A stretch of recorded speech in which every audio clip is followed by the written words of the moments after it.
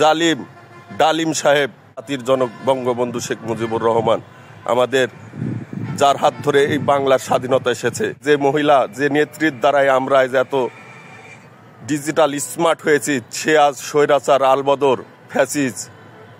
হে আল্লাহ, তুমি রক্ষা করো সবাইকে।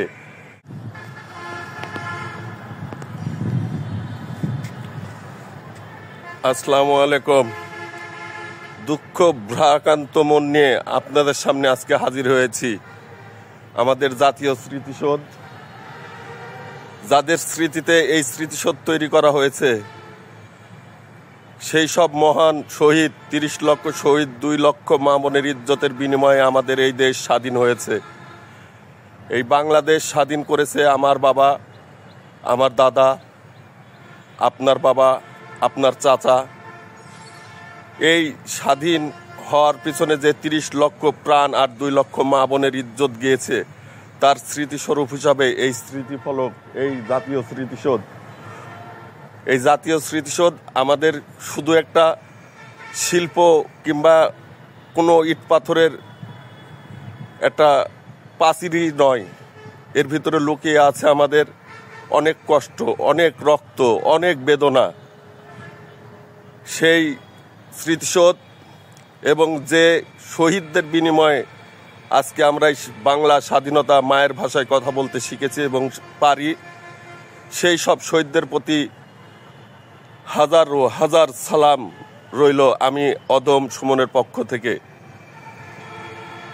দীর্ঘ ৫০ বছর পরে খুনি জালিম ডালিম সাহেব তিনি বলেছেন মাত্র ৩ লক্ষ মানুষ শহীদ হয়েছিল, বঙ্গবন্ধু মিথ্যা বলেছেন ৩০ লক্ষ।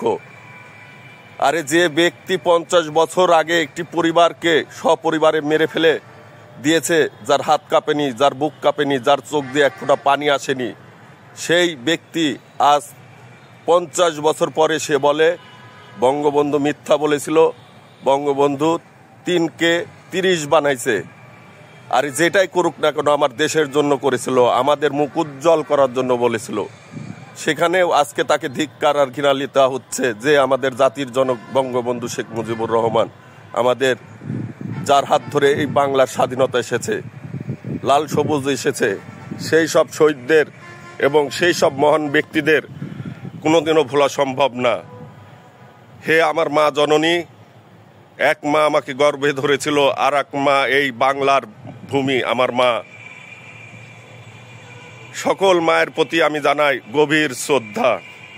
সবাই আমরা বাঙালি, আজকে দেশটা ৫০ বছর পিছিয়ে গিয়েছে, এত দেশে উন্নয়ন, এত কিছু, তারপরেও আজকে আমাদের যে মহিলা, যে নেত্রীর দ্বারাই আমরা আজ এত ডিজিটাল স্মার্ট হয়েছি, সে আজ স্বৈরাচার, আলবদর, ফ্যাসিজ।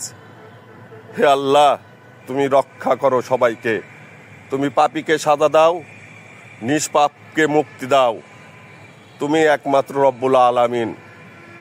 এই জাতীয় স্মৃতিসৌধে দাঁড়িয়ে আমি আমার অন্তর এবং আমার আত্মাকে শপথ করে বলছি, হে আল্লাহ, যেন আমি সৎ এবং নিষ্ঠার সাথে আমার এই জীবন পার করতে পারি, আমি এই দেশের মানুষকে ভালোবাসতে পারি, সেই তৌফিক আমাকে তুমি দান করো মালিক। এই স্মৃতিসৌধ কোনো ছেলে খেলা নয়, কোনো ঠাট্টা মশকরা নয়। প্রতিটি বাঙালির হৃদয়েই স্বাধীনতার যে ডঙ্কা বাজে, যে ধ্বনি ওঠে, সেই সব হৃদয়কে জানাই লাখো কোটি সালাম।